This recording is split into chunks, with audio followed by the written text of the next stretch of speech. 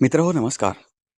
मुंबईत दरवर्षी पावसाळा येतो, नालेसफाई होते, कोट्यवधी रुपयांची बिलं मंजूर होतात, अधिकारी काम पूर्ण झाल्याचे दावे सुद्धा करतात आणि राजकीय नेते पाहणी दौरे करतात. पण तरी सुद्धा मुंबई एक रात्रभर जरी पाऊस झाला तरी तुंबते. प्रश्न असा आहे की दरवर्षी 250 कोटी रुपये खर्च करून सुद्धा मुंबईच्या रस्त्यावर पाणी का साचते? यावर्षीही पावसाळ्यापूर्वी नालेसफाईची कामं झाल्याचं सांगितलं जात असताना एक धक्कादायक घटना घडली. मुंबईच्या महापौर असलेल्या रितू तावडे यांच्या उपस्थितीतच पालिकेचा एक कर्मचारी मॅनहोलमध्ये गेला. सुदैवाने त्याचा जीव वाचला. पण ज्यावेळी रितू तावडे नालेसफाई झाल्याचा दावा करीत असतानाच ही घटना घडावी, हा एक विचित्रच योगायोग आहे म्हणावं लागेल. या घटनेनं अनेक प्रश्न निर्माण केले. नालेसफाईची कामं नेमकी कशी सुरू आहेत? सुरक्षेचे नियम पाळले जात आहेत का? आणि प्रत्यक्षात नाल्यांची साफसफाई किती होते? आजच्या व्हिडिओमध्ये आपण मुंबईच्या तुंबापुरी मागचं खरं कारण जाणून घेणार आहोत. मुंबईची 7 बेटांपासून झालेली निर्मिती, समुद्री भराव करून उभारलेले भाग, नष्ट झालेल्या खारपुटी, मिठी नदीची वाईट अवस्था, वाढते काँक्रिटीकरण आणि हवामान बदलाचा परिणाम याचा सखोल आढावा आपण घेणार आहोत. मुंबई खरोखरच नालेसफाई अभावी तुंबते, यामागे आणखी मोठे सत्य दडलं आहे. चला आजच्या व्हिडिओतून आपण जाणून घेऊया. मित्रांनो, अनेक वेळा म्हणजे गेली अनेक वर्षे मुंबईची तुंबापुरी झाली. याच्यामागे अनेक कारणं आहेत. राजकीय अनास्था आहे. दुसरी गोष्ट म्हणजे मुंबईचं हाताबाहेर गेलेलं अतिक्रमणाचा विषय आहे. तिसरी गोष्ट म्हणजे कचरा व्यवस्थापन. अशा अनेक गोष्टी, मुंबईची भौगोलिक रचना, अशा अनेक गोष्टी यामागे दडलेल्या आहेत. पण महत्वाचं आहे ती यामागे असलेली राजकीय अनास्था. राजकीय अनास्था याच्यासाठी की मुंबईची तुंबापुरी थांबली पाहिजे, याच्यासाठी ज्या प्रमाणात प्रयत्न करायला हवेत आणि ज्या प्रमाणात निधी खर्च होतोय त्या प्रमाणात ती व्यवस्थितरित्या केली जात नाही.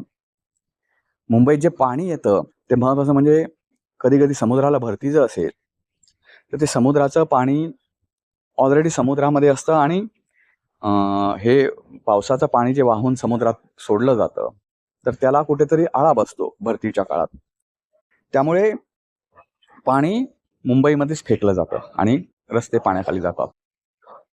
पण नालेसफाईचा विषय सुद्धा खूप मोठा आहे. नाल्यांवर अतिक्रमण करणाऱ्या लोकांना पाठीशी घालण्याचं काम गेल्या काही वर्षांमध्ये महापालिकेने केलं आणि त्यामुळे जे वॉटरचं मॅनेजमेंट आहे, सांडपाण्याचा विशेष सांडपाण्याचं मॅनेजमेंट त्यालाच खीळ बसून गेली.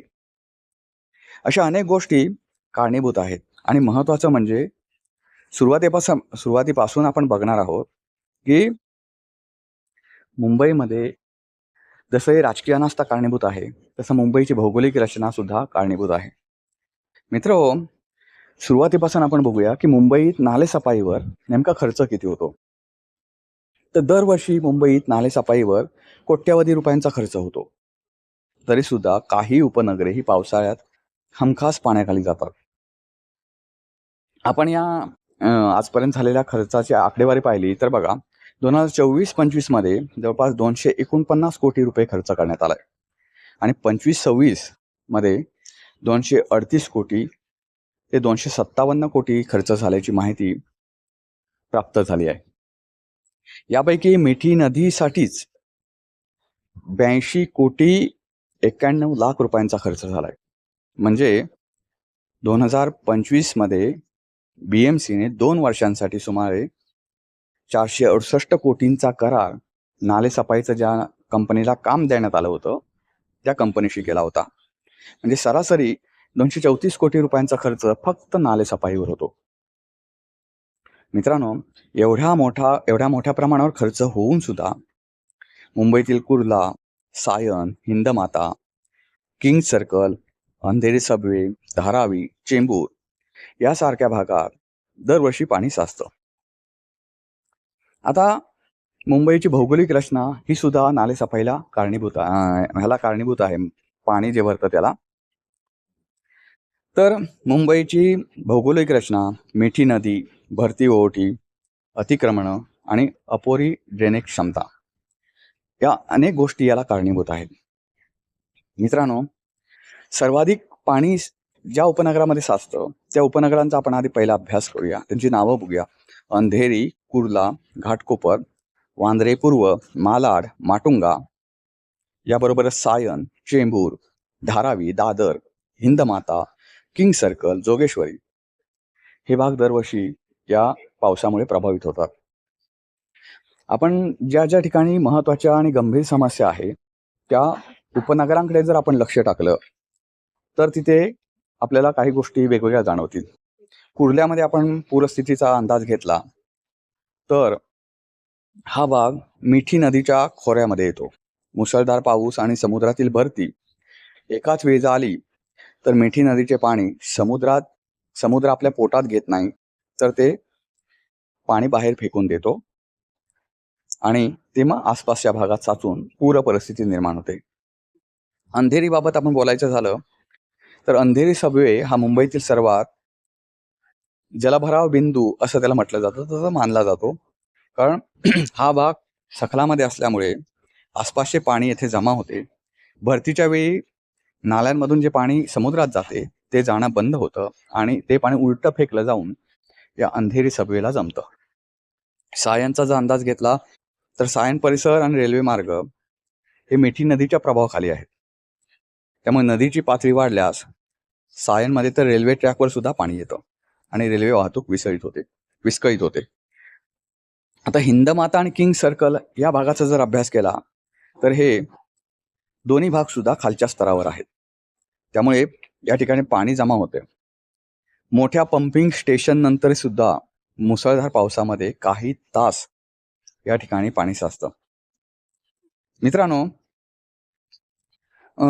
मुंबईचा जो मोठा भाग आहे तो समुद्र भराव करून तयार करण्यात आलाय. त्यामुळे अनेक भाग जे आहेत ते सखलामध्ये आहेत, म्हणजेच खालच्या पातळीवर आहेत. ब्रिटिशकालीन जलनिस्सारण व्यवस्था जी होती ती आज सुद्धा कायम आहे. बघा, ब्रिटिशकालीन जलनिस्सारण व्यवस्था जी होती ज्यावेळी ते मुंबई शहर वसलं त्यावेळीची जलनिस्सारण व्यवस्था अजून सुद्धा कायम आहे. अनेक नाले हे 100 वर्षाहून अधिक जुन्या असलेल्या डिझाईनवर आधारित आहेत. त्याच्यातच मिठी नदीचं प्रदूषण होतंय. त्याच्यामध्ये प्रचंड प्रमाणात गाळ असलाय. त्याच मिठी नदीवर जाणाऱ्या नालांवर प्रचंड प्रमाणात अतिक्रमण करण्यात आले.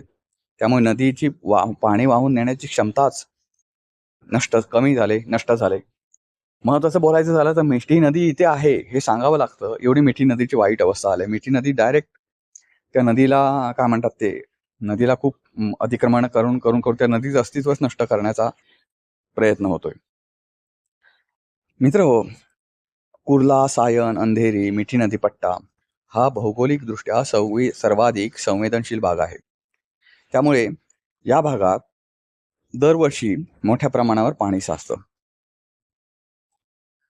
आता मित्रांनो, मुंबईतील मगाशी मी म्हटलं की मुंबईचा मोठा भाग जो आहे तो समुद्र भराव करून तयार करण्यात आला. आता म्हणजे काय, तर आजची मुंबई जी आपल्याला दिसते ती मूळ अशी नव्हती. ही एकसंघ जमीन नव्हती, तर 7 वेगवेगळी बेटं इथे होती. ती बेटं कोणती, तर पहिला कुलाबा, नंतर लिटल कुलाबा, बॉम्बे आयलंड, माहीम, मजगाव, परळ आणि वर्ली. या बेटांमध्ये समुद्राचे खाडी सदृश्य भाग, खारफुटी आणि दलदलीचे प्रदेश होते. ब्रिटिश काळात समुद्रातील उथळ भागामध्ये माती, दगड आणि बांधकामाचा मलबा टाकून जमीन तयार करण्यात आली. त्याला आता आपण मगाशी म्हटलं तुम्हाला जे ह्याच्याबद्दल, तर तो अशा प्रकारे मुंबई वसवण्यात आली. नंतर ही सगळी बेटं एकमेकांशी कनेक्ट करण्यात आली. नवीन रस्ते तयार झाले. रेल्वे मार्गांची संख्या वाढवण्यात आली. निवासी व व्यावसायिक भाग विकसित झाले. आजचे नरिमन पॉइंट, बॅक बे, marine drive, Bandra Kurla complex म्हणजे BKC, लोअर परळचा काही भाग, हे सर्व भाग जे आहेत ते मोठ्या प्रमाणावर भराव केलेल्या जमिनीवर उभे आहेत. म्हणजेच या ठिकाणी कधी काळी समुद्र होता. पूर्वी कसं होतं मित्रांनो, पावसाचे पाणी नैसर्गिक खाड्या, दलदल आणि खारफुटीमध्ये शिरायचं. समुद्राकडे जाण्यासाठी अनेक नैसर्गिक मार्ग होते. आता भराव टाकल्यानंतर ही नैसर्गिक मार्ग बंद झाले, दलदली नष्ट झाल्या, पाणी साठवून ठेवणारी नैसर्गिक व्यवस्था संपली. म्हणजे त्यामुळेच पावसाचे पाणी रस्त्यावर साचू लागले. आता तुम्ही म्हणाल की पूर्वी मुंबई इतकी तुंबत नव्हती, मग आताच का तुंबते? तुम्ही जी म्हणताय, म्हणजे मी जे म्हणतोय ती की ब्रिटिशकालीन जलनिस्सारण व्यवस्था वगैरे वगैरे, तर त्या काळापासून होतं ना. आपण पाण्याची जी समस्या आहे ती अलीकडच्या एक 20-25 वर्षातली आहे, ती आता का वाढली, हा प्रश्न तुमचा असेल. तर मित्रांनो, मुंबईतील एक महत्वाचा विषय म्हणजे खारफुटीची तोड. खारफुटी हे मुंबईचे एक नैसर्गिक स्पंज होते. स्पंज जसा पाणी खेचून घेतो, अतिरिक्त पाणी असेल ते, तसंच ही खारफुटी ही जी वनस्पती आहे ती जे पाणी अतिरिक्त पाणी होतं ते खेचून घ्यायची, पावसाचे पाणी धरून ठेवत होती, समुद्राच्या भरतीचा प्रभाव जो होता तो कमी करत होती. मात्र गेल्या काही दशकांमध्ये, म्हणजे जवळपास एक 25-30 वर्षामध्ये मुंबईमध्ये बांधकाम, रस्ते, गृहनिर्माण प्रकल्प हे एवढ्या मोठ्या प्रमाणावर वाढले आणि ते खारफुटीची तोड करून वाढले. त्यामुळे आता तुमच्या रस्त्यांवर जे पाणी येतं ते आपल्याकडे खेचून घेणारी, आपल्यामध्ये साठवून ठेवणारी स्पंजच कमी झाले. हे एक महत्वाचं कारण आहे. मिठी नदीचं संकुचन. मुंबईच्या पूर परिस्थितीमध्ये सर्वात महत्वाचा घटक म्हणजे मिठी नदी. 2005च्या महापुरानंतर अनेक अहवालांमध्ये, त्यानंतर म्हणजे त्याची चौकशी करण्यात आली, वेगवेगळे समित्या नेमण्यात आल्या. त्याच्या सर्व समित्यांच्या अहवालामध्ये काही एक कॉमन निष्कर्ष काढण्यात आले होते. त्याच्यामध्ये नदी अरुंद झाले, नदीमध्ये प्रचंड प्रमाणात गाळ वाढलेला आहे, अतिक्रमण झालेले आहेत आणि महत्वाचं म्हणजे मुंबईकर सगळा जो कचरा आहे तो त्याच्यात टाकून देतात. त्यामुळे पावसाचे पाणी वेगाने, ज्या वेगामध्ये पाऊस पडतोय त्या वेगाने ते समुद्रात जात नाही. मग ते पाणी बाहेर फेकलं जातं आणि रस्त्यांवर साचते. तुम्हाला माहिती असेल मित्रांनो, पाऊस पडल्यानंतर लगेचच मुंबईची तुंबापुरी होते, पण ही तुंबापुरी किती वेगानं ओसरते बघा, किती वेगानं ओसरते. पाऊस थांबल्यानंतर पुढच्या काही तासातच ही संपूर्ण मुंबई पुन्हा होती तशी होते. याचं कारणच असं आहे की मुंबईची जी ड्रेनेज व्यवस्था आहे त्याच्यामध्ये खूप मोठ्या प्रमाणात दोष आहे. पूर्वी मित्रांनो, मुंबईमध्ये खूप मोठ्या प्रमाणावर जमीन होती, पडीक जमीन असेल, मोकळी जमीन असेल, तर त्यामुळे पावसाचं असलेलं पाणी जे होतं ते डायरेक्ट जमिनीमध्ये मुरायचं. आज त्या जमिनीमध्ये मुरायला कुठे संधीच ठेवली नाही. मुंबईमध्ये तुम्हाला पाऊल ठेवायला जमीन सापडणार नाही. जमीन म्हणजे तुम्ही कॉन्क्रिटीकरण केलेली, ते आणि काय आपण ते काही कोबा केलेला वगैरे अशा ज्या जमिनी आहेत त्या मला सांगू नका. जमिनी म्हणजे मातीची जमीन ही तुम्हाला सापडतच नाही. त्यामुळे पाणी जमिनीत मुरणार कुठून, तर ते वरच्यावरच साचून राहतं. संपूर्ण पाणी हे जे आहे ते नाल्यामध्ये जातं. आता महत्वाचं म्हणजे दुसरी एक गोष्ट, पावसाचं स्वरूप बदललंय. म्हणजे पूर्वीच्या काळात जर म्हणायचं तर कंटिन्युअसली पाऊस पडायचा. म्हणजे 100 मिलीमीटर पाऊस पडायला पूर्वी तो 24 तासात पडायचा. आता तो केवळ 2 ते 3 तासात पडतो. एवढ्या धोधो कोसळतो पाऊस जेव्हा कधी असतो तेव्हा. तर 2 ते 3 तासात जर 100 मिलीमीटर पाऊस कोसळला, अगदी 50 मिलीमीटर पाऊस जरी कोसळला तरी मुंबईची तुंबापुरी व्हायला वेळ लागत नाही. त्यामुळे असं जर आपण बघायला गेलं तर ह्या सगळ्या गोष्टी सुद्धा या गोष्टीला कारणीभूत आहेत. आता 1951 मध्ये मुंबईची लोकसंख्या जी होती ती होती 30 लाख. आज मुंबई आणि उपनगर मिळून 1.2 कोटीपेक्षा सुद्धा जास्त लोकसंख्या मुंबईची आहे. पूर्वी काही शेकड्याने इमारती होत्या, आज हजारोंच्या संख्येनं इमारती होत आहेत आणि शेकडोंच्या संख्येने पुन्हा नव्याने इमारती उभारल्या जातात. लाखो वाहनं आहेत. त्यामुळे मगाशी मी म्हटलं ते मुंबईला जमीन जी हवी, जमीन, ती जमीनच नाहीये, मोकळी जागा नाहीये. म्हणजे जे वरून पडणार पाणी आहे ते एक तर कुठे पडतं, एक आपण जे हे केलं कॉन्क्रीटच्या रस्त्यांवर पडतं. आता कॉन्क्रीटच्या रस्त्यामध्ये काय पाणी मुरत नाही, डांबरीकरण केलेल्या रस्त्यामध्ये पाणी मुरत नाही. मग ते पाणी रस्त्यांवरच साचून राहतं, किंवा जर ड्रेनेज व्यवस्थेनं जर नाही गेलं तर ते मग रस्त्यावर साचून येतं. मित्रहो, ह्या ज्या गोष्टी आहेत त्याच्यामुळे Sion, Kurla, Dharavi, Hindmata, King Circle, Andheri subway यासारख्या भागात तासनतास पाणी साचून राहतं. मित्रांनो, आता या सगळ्या गोष्टीमध्ये एक महत्वाचं बोलायचं झालं तर राजकीय अनास्था. मगाशी मी म्हटलं, आज शिवसेना म्हणजे उद्धव सेना भाजपला नावं ठेवते. त्यावेळी उद्धव ठाकरेंचं सरकार होतं, म्हणजे शिवसेना ज्यावेळी सत्तेवर होती त्यावेळी भाजप त्यांचा सहयोगी पक्ष होता. त्यामुळे त्यांना, आणि त्यावेळी तो छोटा पक्ष सुद्धा होता, त्यामुळे तो काही किलबिल सुद्धा करायचा नाही, लुडबुड तर सोडूनच द्या. पण विरोधी पक्ष त्यावेळेचे होते, काँग्रेस असेल वगैरे, ते या प्रश्नावरून शिवसेनेला तर धारेवर धरतच होते. पण त्या ठिकाणी कुठल्याही पक्षाला बसवले तर त्यांना पैसे खाण्याची जी वृत्ती आहे ती कमी होणारच नाहीये.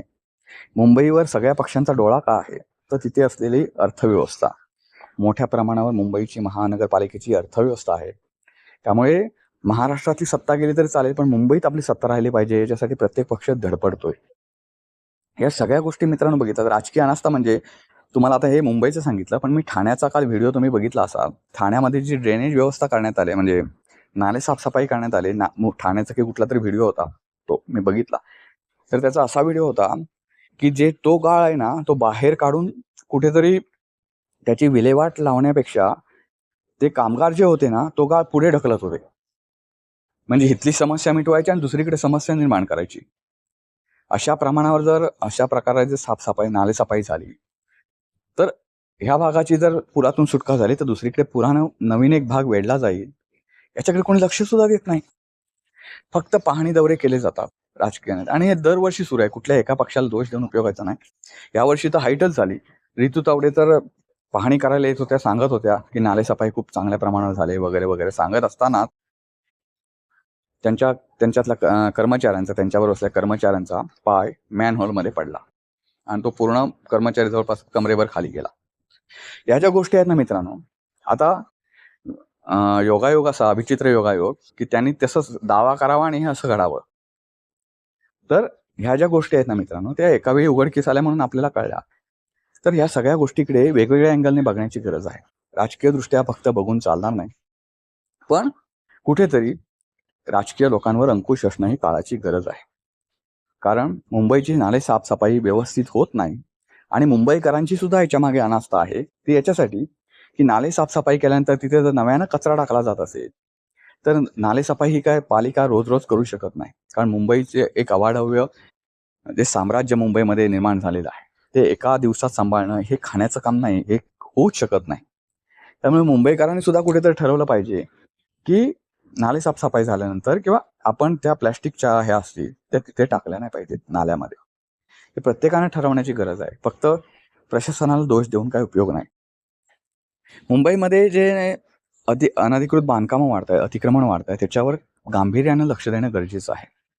कारण जे ड्रेनेज व्यवस्था आहे त्याच्यावर सुद्धा बांधकामं करायला कोणी मागे पुढे पाहत नाही, आणि ती पक्की बांधकामं असतात.